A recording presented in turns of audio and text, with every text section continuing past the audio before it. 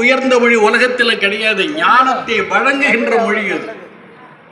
அந்த மொழியை நாம பற்றி கொண்டு போற்றி கொண்டு அதை பயில தொடங்கணும்னா நம்முடைய வாழ்க்கை சிறப்பாக இருக்கும்.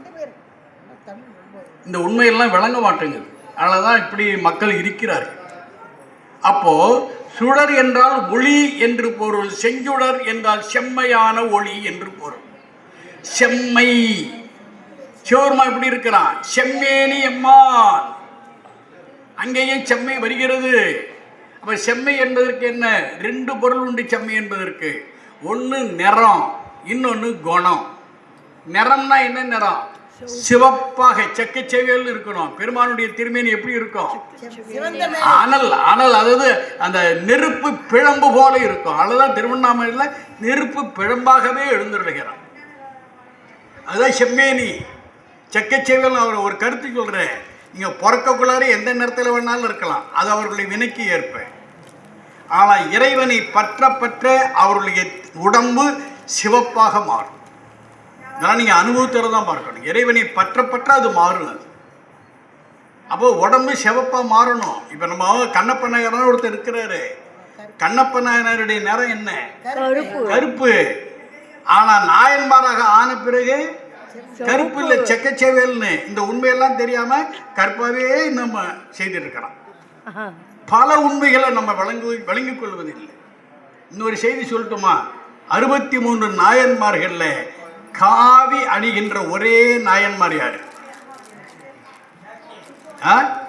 சாக்கி. இந்த ஊருக்காரரு, இந்த ஊர்ல வாழ்ந்தவர் சாக்கிய நாயனார்.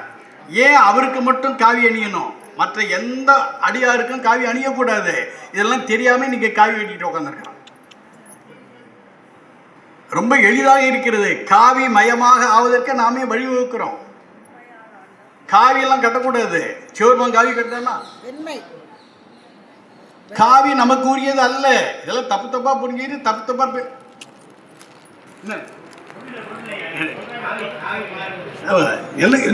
அதாவது சில நேரங்களில் பயப்படுறோம். கருத்துக்களை சொல்லுவதற்கே பயப்படுறோம்.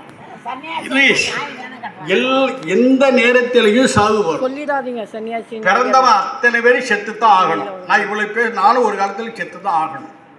இன்னைக்கு தான் சாவு வருதுன்னா வந்துட்டு போட்டுமே, என்ன அதனால குறைஞ்சி போச்சு? நான் ஒன்றும் நீடித்தெல்லாம் இருக்க போகிறதில்ல உலகத்தில். 100 வயசு ஆனாலும் செத்து தானே ஆகணும்.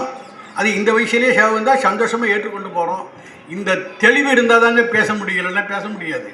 இவர் இப்படி நினைப்பார், அவர் அப்படி நினைப்பார், இப்படி சொன்னால் இப்படி பிரச்சனை வரும், அப்படி சொன்னால் அப்படி பிரச்சனை வரும்னு சொல்ல ஒரு விஷயத்தையும் சொல்ல முடியாது.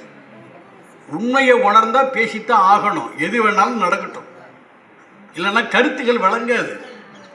எனவே நான் தெளிவாக சொல்கிறேன், சிவபெருமான் காவி கட்டுவது இல்லை.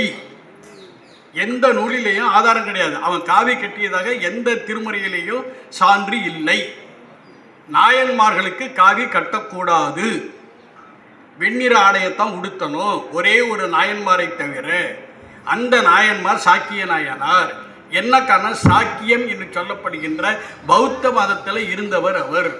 ஆனால் பௌத்தத்தில் என்ன ஞானம் பெற்றாலும் அது அவருக்கு நிறைவு தரலை. நிறைவு தராதனால ஏதோ ஒரு உணர்வு உந்த ஒரு முறை வந்து இதே காஞ்சிபுரத்தில் வந்து கொண்டு இருக்கின்ற பொழுது ஒரு சிவலிங்க கல் இருக்கிறத பார்த்தாரு. என்னவோ ஒரு அன்புல அவரை வழிபாடு பண்ணணும்னு நினைச்சாரு. வழிபாடு என்பது பூவை கொண்டு வழிபாடணும். ஆனால் அந்த நேரத்தில் ஒரு பூ கிடைக்கல, கல் தான் கிடையாது. ஓட்டாஞ்சலி சில்லு அந்த கல் எடுத்து அப்படி பெருமான் மீது போட்டார். ஆனால் உள்ளுக்குள்ளாக மலர் போடுவது போல போட்டார். வெளியில் பார்த்தா கல் எறிஞ்ச மாதிரி இருக்கும். அந்த நொடி தான் அவர் சிவஞானம் பெற்ற நொடி. ஆனாலும் தன்னுடைய உருவத்தை மாற்றிக்கொள்ளலை, ஆடையை மாற்றிக்கொள்ளலை. காவி ஆடையோடு உள்ளுக்குள்ளாக சிவன் அடியாராக விளங்கினார். அதுதான் பெரிய புராணம் சொல்லுது.